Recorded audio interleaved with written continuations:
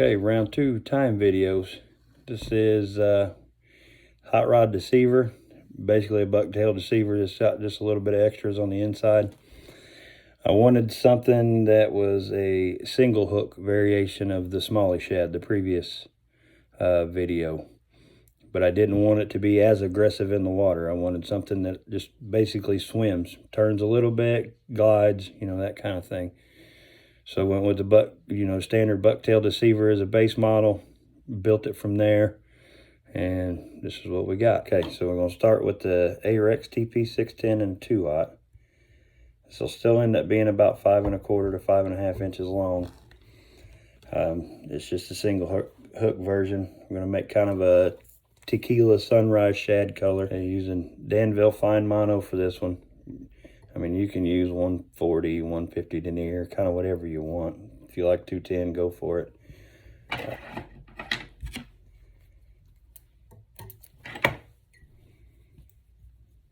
I'll just run it back, and then I'll zigzag my way forward, come back again, just to kind of give that bucktail something to bite down onto. And we're going to keep it right at about the hook point would be a good start. Lay down a little bit of liquid fusion. Really helps lock that bucktail into place. We're using the bucktail, and we'll start here just for the tail. I don't need a lot of air. I don't need a lot of nothing. It's just gonna kind of be back there to help support the flash. This will be more of a flash tail variation instead of having any kind of feathers.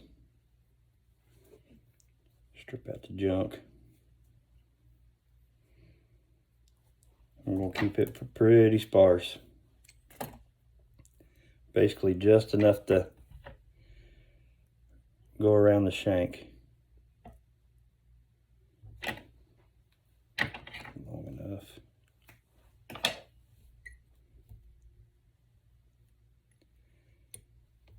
Three loose wraps, pinch it, move it around.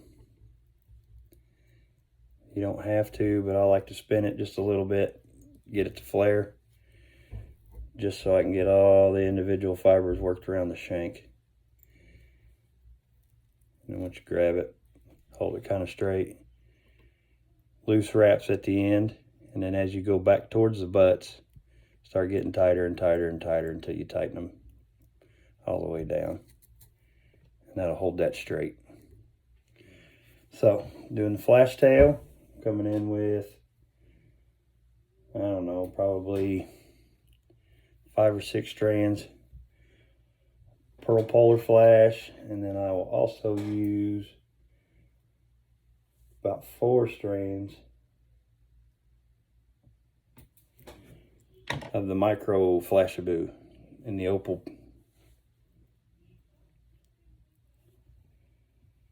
Since you're not really making this super long,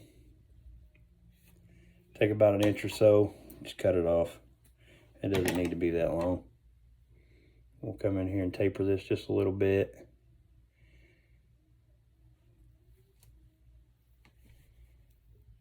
Lay it down right there. So it takes it back to about 5 1/4, 5.5 inches. That's about all you need. Flip that back over the top.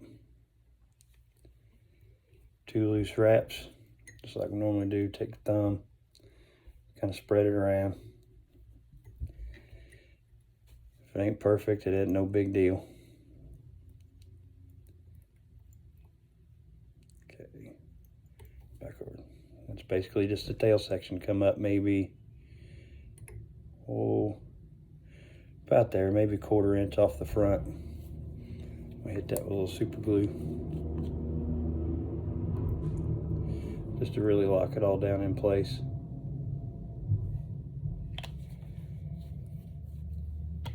It won't go nowhere.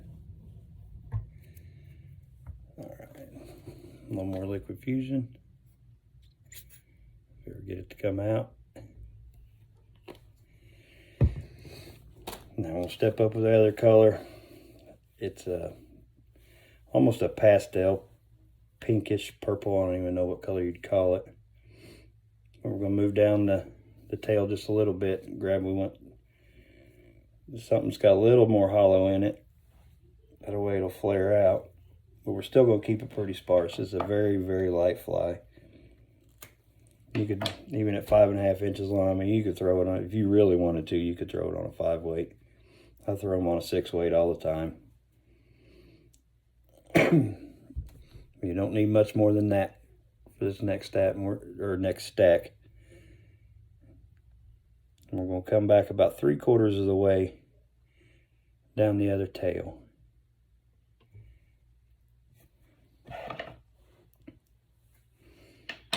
And you can reverse tie this if you want, but for this one you can just tie it in normal. Again, 3 loose wraps, fingernail, pinch it, move it around.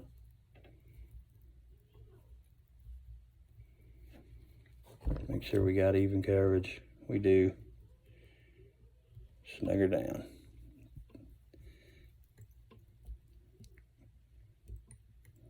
Clean up the butts.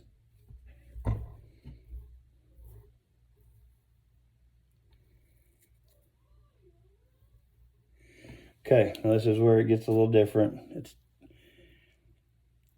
going to go back to the large cactus chenille. And tie that in right over the top of that.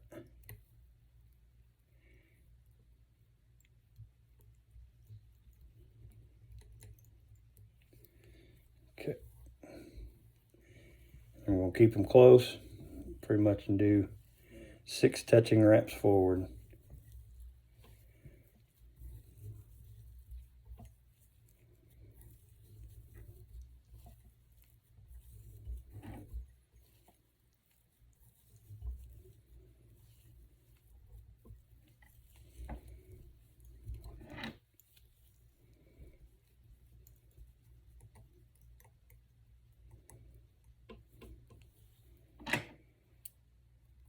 Now, if you remember on the smallie shad, at the head of it, we would have done filler flash. I tried that on this, and it was a little bit too aggressive for what I wanted.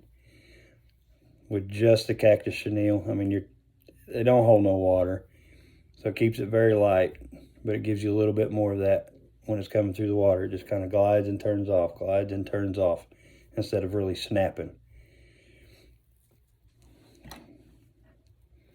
Now from here, excuse me, we're going to do our first stack of dubbing. And it'll be a double stack dubbing head, just very similar to the others. Just really gives, I mean, it gives a good profile, gives you some push. Tie it in 50-50. Put your fingernail in there, kind of move it around. Make sure it's even and where you want it. It was white on the bottom, now we're going gray on the top.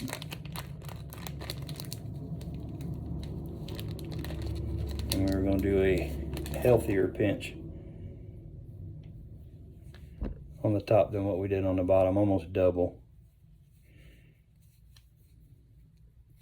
Rip stack it, make sure they're all nice and even. Again, go back 50-50.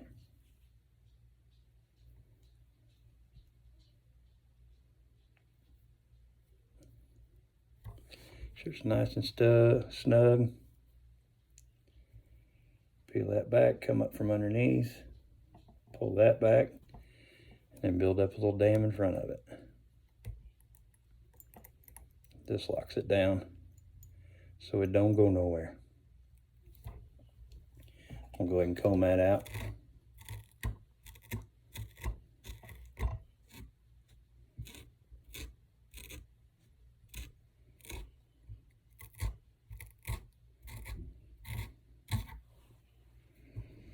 Flip it over, same on the underside.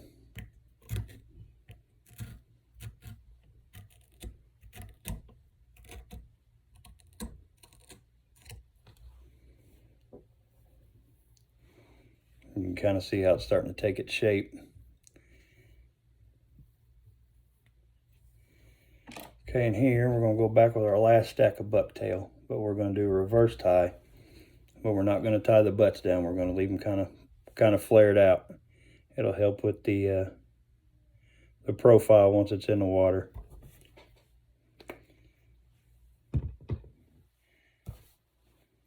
And we kind of got, this is that royal grape, I think is what it was called. But we're going to go down here towards the base, get some real hollow hairs. And on each stack we got a little bit more hair in each one, but it's not overkill. Because I'm still, even up here going into a reverse tie, I mean, it's not even a pencil whisk worth of hairs. I'm just combing out all the junk. And kind of measure that out, make sure we get it basically just over the top of that dubbing, to where it's about halfway, 3/4 of the way into that last bucktail stack. Trim these up just a little bit.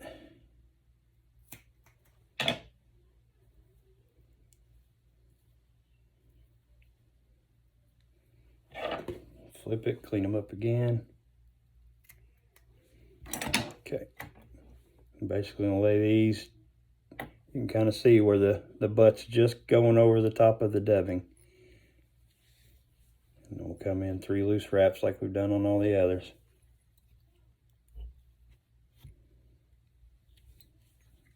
And then pinch it. Move it evenly around the hook shank.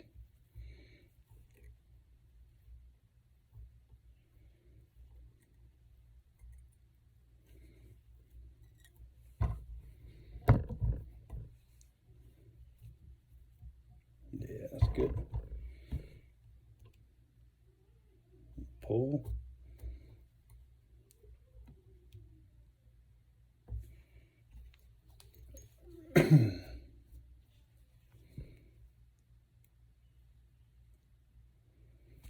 Just like that, about what we're looking for.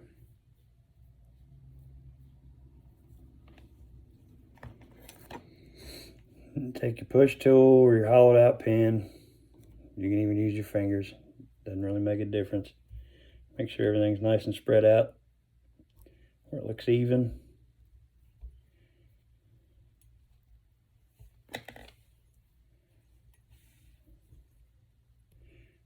And we're going to build a little dam in front of it.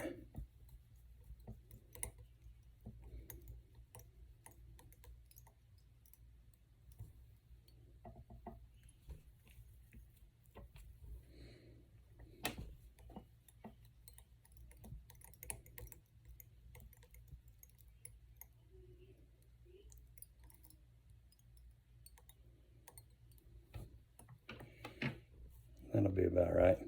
Because once we lay the dubbing over the top of this, it'll really help hold all that back. And then obviously once it's wet, and this comb between the dubbing, or actually between the cactus snail, the dubbing, and leaving those butts untied like a bulkhead or reverse bulkhead, all this will just lay back down, and it'll make it a nice cone bait fish type profile. Now before we put the last dubbing stack in, I don't do saddle feathers on these, but I like the we use micro lateral scale. Just cut a couple pieces, 1 per side. Basically just take it full piece, just split it 50-50 around your thread and suck it up right to the side of the shank. And then tie that back, and we'll do the same on the other side.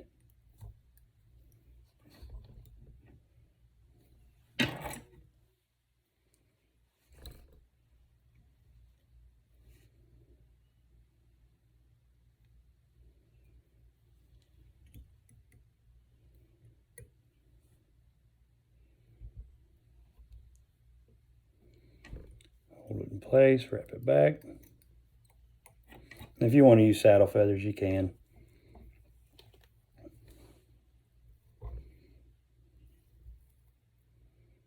Now we got us a little lateral line. I'm gonna go in on the bottom of this one. I'm gonna do a pale pink. And use about the same amount as we did on the bottom. I mean, that's about, it's kind of tough to see. Not a real big pinch.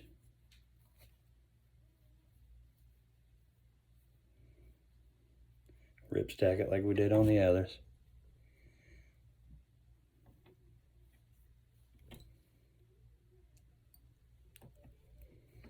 Three wraps, fingernail.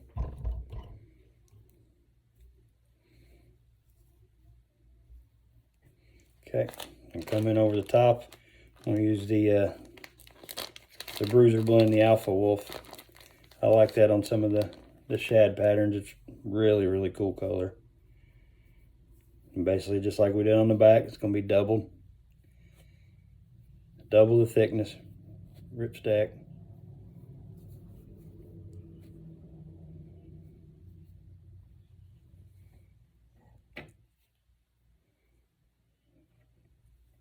Right over the top, pull down snug, 3 wraps. Make sure we got even coverage, looking good. Pull that back, come up through, your fingers work all that back. Basically tie off at the nose.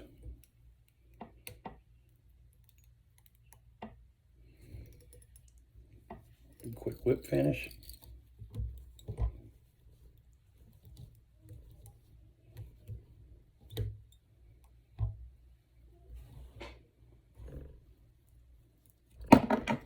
Then you drop your bobbin and look like an idiot.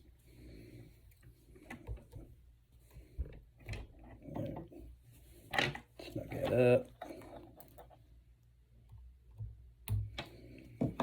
Come in with a little bone dry. It's like I do on pretty much all of them.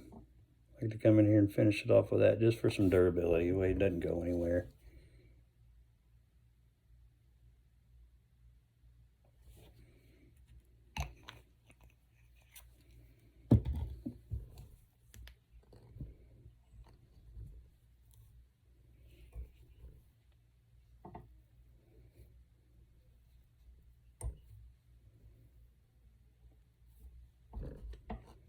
Okay, comb all that crap out.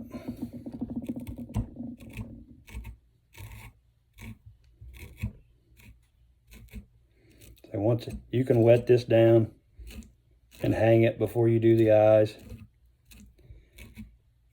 That way it kind of holds its shape like you would with any other bucktail style fly. Or you can just glue eyes on and go fishing, which is what I do half the time.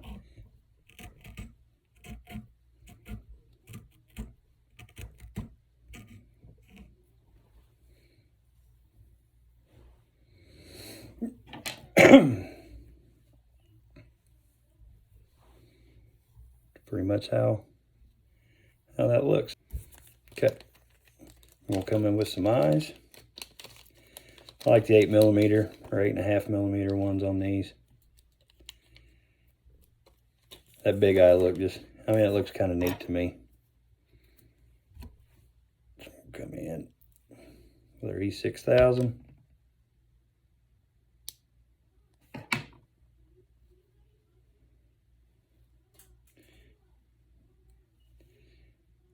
Drop an eye on the floor, which you're not supposed to do. That's all right. We got more.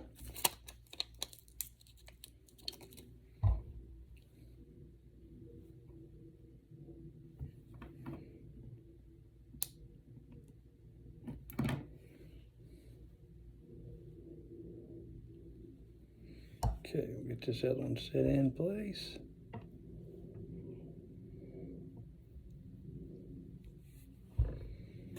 Okay, look to make sure everything's even. Pinch them in place. Okay, The glue's dry. We're going to come in like I did on the other dubbing heads. We're going to put some Soft-Tex a little bit on top and bottom just to hold everything in place.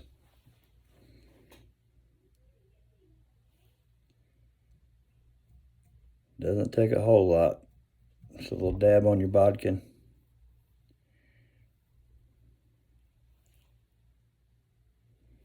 Top and bottom. Just kind of spread it around off the top of the nose. Use your fingers and work it through.